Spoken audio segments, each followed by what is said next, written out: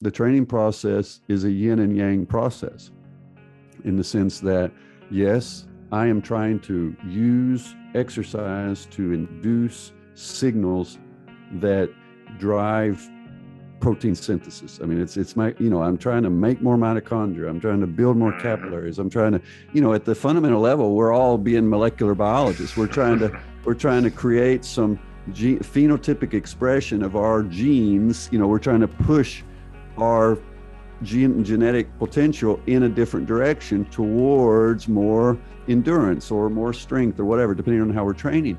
And so that's the one side. But the other side of the puzzle is, or the coin is, hey, this training is stressful. It causes stress. It challenges the body.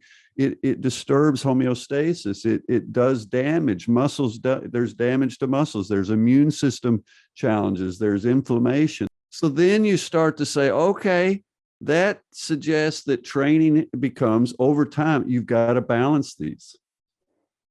Just like the yin and the yang, you've got to find the right, becomes an optimization problem. It's not a maximization problem.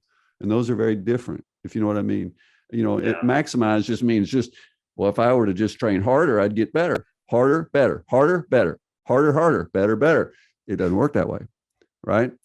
You have to, maximization doesn't work. It's optimization. And then now you're starting to say, okay, how do I find a rhythm of signal recovery, adaptation?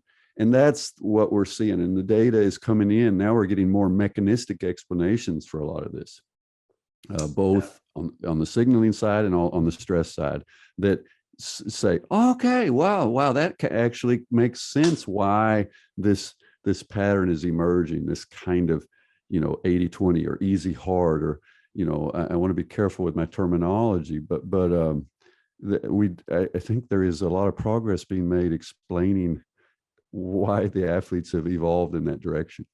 I'm curious, in your research of what you have shown, this 80-20 approach, does that work as well for the elite athlete as for the recreational runner? Well, the answer I'm going to give you is, in some ways it works even better.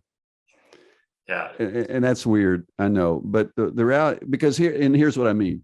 If you are a high performance athlete and you're pushing the very limits of what you can handle, it almost forces you into a certain pattern. You can't train 25 hours a week and at the same time go hard every day. So the body will it'll force you to a certain degree into a pattern. But if you're training 4 days a week or 5 days a week and say 8 hours a week, well, yeah, you can, you can fall into that kind of temptation to go medium hard every day.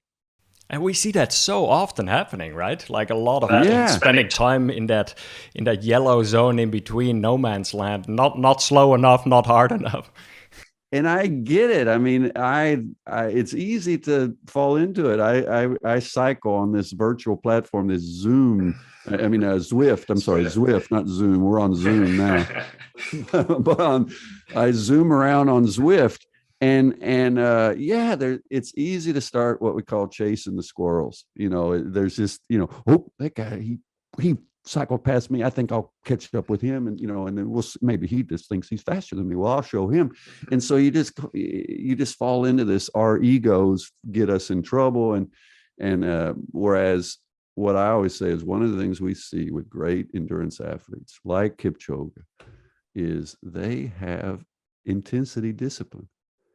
And their ego is robust enough to not be too concerned with some silly teenage runner that runs past them on a day, because Kipchoge knows what he's good for, right? Yeah. And he's not gonna chase that squirrel. But if that guy comes back on a day when Kipchoge is doing one of his tough runs, well, it's a different ballgame. You know what I mean? Come back another day.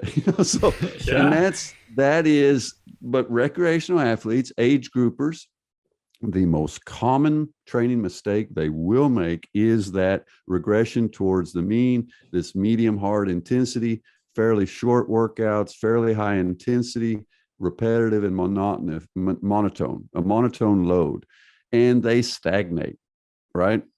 And I can't, with my hand over my heart, I cannot tell you, I can't even count how many emails and text messages and Twitter messages I have received from people who have said, my goodness, what a difference this makes. You know, Yes. I have finally learned how to ease up on my easy days and figured out what easy actually means.